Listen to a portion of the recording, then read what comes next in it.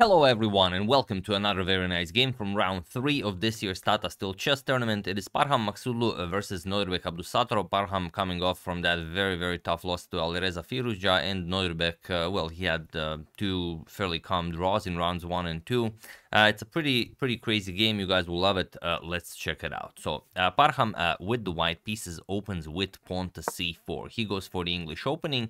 Pawn to e5, we have knight to c3, knight to f6, and now knight to f3. Of course, the three knights of the English. We have pawn to e4, and now knight to g5. And here, there are a couple of very interesting ways to go about this position, as the e4 pawn is hanging, but Nodirbek goes pawn to c6. He said that, Parham had a pretty tough game yesterday, and he might be still shook from his loss to Alireza, so let's play a crazy game where I'm gonna sacrifice a pawn, and anything could happen. And Parham declines this. The way you usually play this is you take the pawn, then black again goes after the knight with d5. Let's say you capture here, knight back to g3, and now you have to decide whether you just want to continue developing or you want to continue chasing the knight. And if something like e3, you can further chase the knight, and if knight to c6, let's say d4 and queen f6, you get something like this. So where black has a very active position, black still has the bishop pair, queen already in the game, the possibility of h3, the rook can come into the game. It's very enjoyable, but for the price of one pawn. However, Parham does not want that, and he plays queen to a4. Now it's very interesting, as queen to a4 is an incredibly rare move. One of the players who has played it with the white pieces, though, is Nodirbek Abdusattorov himself, so maybe playing some mind games here. And okay, we have queen to e7, and now in the game that we mentioned, it was played in the Lindores Abbey. It was the Tal Memorial Tournament of 2021. Abdusattorov played this against David Paravian, and he went back with queen to c2. But here, with queen to c2. But here we have pawn to f3, and this is where Parham deviates from the line that Nodirbek played. And it is now, as of move 6, that we have a completely new game. So let's see what happens. E captures, knight captures, and now pawn to g6. Just trying to fianchetto to the bishop and castle the king to safety. Pawn to d4. We have bishop to g7, and now even pawn to c5. Looks like an odd move, but you're really going after that d6 square. You're preventing pawn to d5 or pawn to d6, and you want to play bishop to f4 and bishop to d6, while black's queen side is still undeveloped. And while you could go for something like b6, try and break up the pawn chain right away, Nodirbek just castles, and now bishop to f4, going after that pawn to d6 move, but Nodirbek just goes knight to a6. He mentioned in an interview after the game that he saw this exchange sacrifice somewhere, so it's not a novelty for him over the board. I don't know if maybe he was talking about the exact same position, or maybe just the idea of the exchange sacrifice here, but that he is aware that it's possible, and he goes for it. Knight to a6, now offering bishop to d6, which Parham goes for, attacks the queen, queen to e3, but he doesn't take the rook, he first kicks away the queen, knight back to d1. Now the queen has to go back, queen to e6, and now comes a very interesting move. Not bishop captures on f8, but knight to f2. And Nodirbek said in an interview after the game that he was very much surprised by this move, not going for material, but that also he could understand it, as white has an immense positional grip here with the bishop on d6. But if you guys want to see what happens if bishop captures an f8, well, anything could happen, obviously. But if bishop captures an f8 and something like e3, then b5 comes. You kick away the queen, and after the queen goes back, now you play pawn to d6. You start breaking the white center here, and with the white king still on e1, it could be a little bit dangerous. For example, c captures, bishop captures, or even better, knight to b4, you go after the queen first, queen d2, now you capture, you defend the knight, and after something like bishop to d3, otherwise you cannot develop your bishop, let's say captures, and okay, now you're going to be able to castle, but it's still a very interesting and active position, with black still having the bishop pair. Once the bishop could come to b7 and then grab hold of this diagonal. Also, you could move the queen, bring the bishop to f5. So I mean, it doesn't look like grabbing the rook here is the way to go. So that's why Parham goes knight to f2. We have rook to e8. Okay, Nodirbek says you don't want the material. I'm just gonna move it, and now pawn to h4. Not preparing pawn to h5 really, but securing that g5 square for the knight. We have pawn to b6, finally going after the pawn chain, and knight to g5. Now going after Nodirbek's queen here, and here we have queen to f5. Queen to d5 would have been more precise, but this is a pretty crazy game. Now comes pawn to g4. Parham tries to sacrifice a pawn for the attack, and the idea is that if you take here, for example, captures, and captures, then queen b3 puts pressure on the f7 pawn, and now you either play rook e6 and give up the rook, or you try to defend with your queen, let's say queen to f5, but then bishop g2, rook to f1, and black will suffer. To say the least. So after g4, we have queen back to d5, the square where the queen originally was supposed to go, and now queenside castles. We have b captures on c5, d captures on c5, opening up an attack towards Nodirbek's queen, and now knight captures on c5, retaliating by attacking the white queen on a4. And there is a move that is possible here for white, and it's such an impressive move that it wins the game on the spot. But interestingly, both Parham and Nodirbek missed it over the board.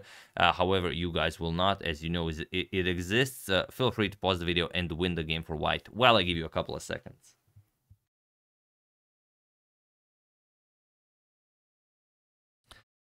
So, for those of you who were able to do it, congratulations on finding a move that these two super grandmasters could not. And for those of you who just want to enjoy the show, it is queen to, I'm kidding, it is queen to a3.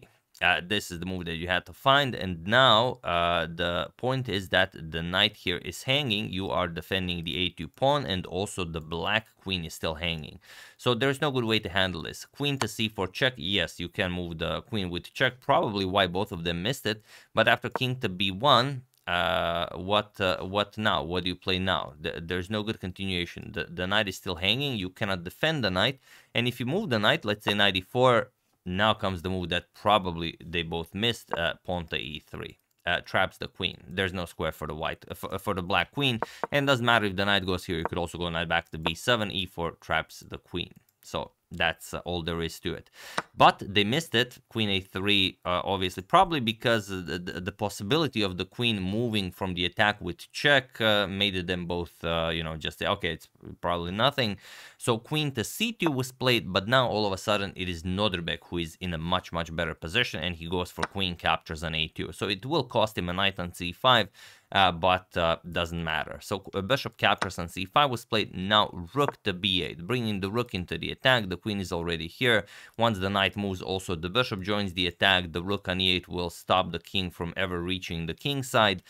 This is not looking good for Parham. So pawn to b4, it is as usual the strongest move, trying to trade queens, but of course just queen to a3 with check. And now if you go to b1, then the knight move that we discussed is just overwhelming, and there is no defense here. If queen a2, even knight to c3 with a beautiful a triple royal fork here, game over. So king to d2 was played. He's trying to escape with his king, but now again knight to d5. Rook to h3, guarding the third rank, but also with tempo as the queen is hanging, and now comes rook to e3.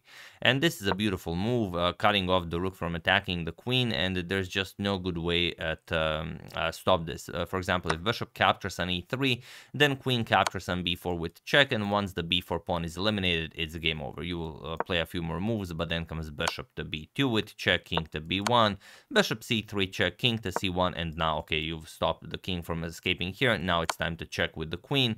Queen to b2 only move, and queen captures will be checkmate. And also it doesn't help you if you take with the rook.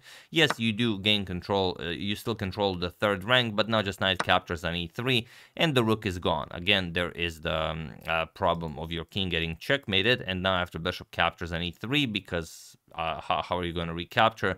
That's kind of the point of the line. You can't recapture. If you recapture, you once again lose sight of b4, and then it's the exact same line. King to c1, bishop to b2 with check, king b1, bishop c3 check, and the line that we've already shown. So after rook to e3, Parham plays the only move that keeps him in the game, and that is knight f to e4. Probably better was even knight g to e4, but okay, this can also be played. Rook captures on h3, and now how do you take the rook, and should you even capture the rook? Well, the problem is if you take with the knight, let's say you play knight captures on h3, then comes knight captures on b4, and okay, the queen is attacked. If what can you play here? Not much. Whatever you play, you're just gonna lose. And where do you move the queen? That is also the question. Not a lot of squares here. You could try some tricky ideas like rook to b1 with some maybe rook captures on b8, captures on c8, but just queen a5. You don't have to rush anything here. Now you're just threatening to move the knight with tempo, and black will have to trade. Bishop captures, rook captures, rook captures, queen captures. Let's say king to d1, and now bishop a6. Okay, white is up a piece, but the white king stuck in the center, and the bishop pair. I mean, there's no way you can stop this. Even a nice bishop c4, bishop b3, it's game over. So after rook captures on h3, bishop captures on h3 was played. It is the correct way to go. And now pawn to h6, kicking away the knight, and now knight back to f3. Here, Parham was already very much down on the clock. He was playing on 30 seconds increment, basically. The move you have to play is knight captures on f7. It's arguable if you have a chance at surviving. Queen captures on h3, and now you will bring the knight to d6. But still, after bishop to a6, it's white king in the center of the board, and all of the black pieces are coming for that white king. So you would have a chance, but not a very good one. So instead, knight to f3 was played, but now knight captures on b4. We said that once the b4 pawn is eliminated, then it's incredibly difficult to defend. Queen to c1, offering a queen trade, but again, queen to a5, threatening very nasty discoveries here. So king to e3, sidestepping the discoveries, and now pawn to d5. You could also just trade here, like knight to d5 check, and after king to f2, just go knight to c3, cutting off the queen's defense of the bishop. And also, if the knight captures, first you play queen captures on c5 with check, king to f1, and queen captures on c3. You're just up 3 pawns. You don't care if queens get traded off or not. If they do, it's even simpler, but you are up 3 pawns. But Nodirbek, he sort of enjoys the thrill of the hunt. It doesn't go for the trade. He plays d5. He wants to checkmate the white king. Knight e to d2, and now pawn to h5. Parham, again, was down to some 30 seconds on the clock here, even though there was an even a stronger move, bishop to b2, just removing the white queen from the defense of the bishop on c5. But okay, h5 was played with king to f2, trying to find some sort of safety here. H captures on g4, now knight to b3, attacking the queen. Queen back to c7, and now queen to d2. If you move the knight, then you lose control over the h2 square. Queen h2 check will be a problem. So queen to d2 was played. Now comes g captures on f3, and bishop captures on c8. F captures on e2, king captures, and queen captures on c8. And he was in this position on move 34 that Parham Maghsoodloo resigned the game, as there is nothing more to be done here. It's just a position where you don't really have a move that you can play. Although it seems like, okay, you could maybe play bishop captures on b4, but then queen to g4 with check, or queen to e6 with check, and you just get, well, there's nothing. You can nicely connect with the bishop even.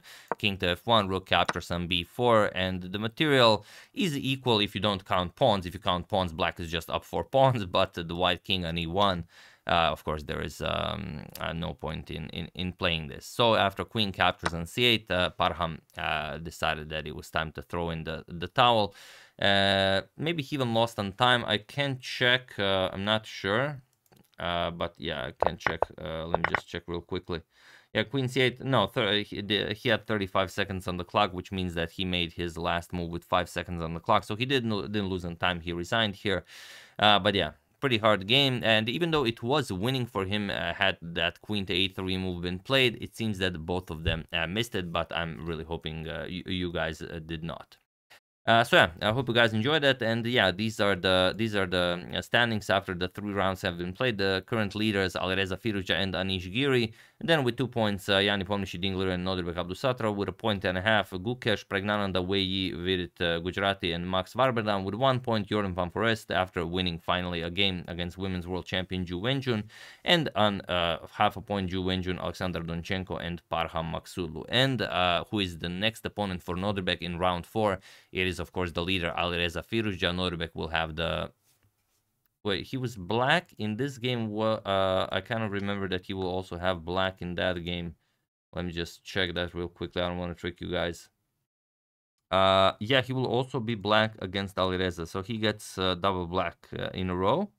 But yeah, what are you gonna do? I mean, if anyone is winning games this tournament, it's black. I mean, every round we have like 4 black wins. So you know, good news for Nodirbek. But yeah, Alireza is a tough opponent, so probably a game that we will cover, as I'm expecting it to be a wild one. So yeah, that's the game. Hope you guys enjoyed it. Very nicely done by both of them, but Parham missed the queen a3 move, and Nodirbek takes the win. I would like to thank Welsh fan Mark Henley Brennan, Best Content Maker, Brian Parkwin, and Yun Young for your contribution to my channel. Thank you a lot. I really appreciate it.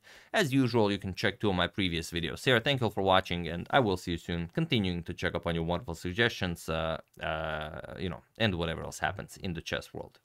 So thank you all. I will see you soon, and have an excellent rest of your day.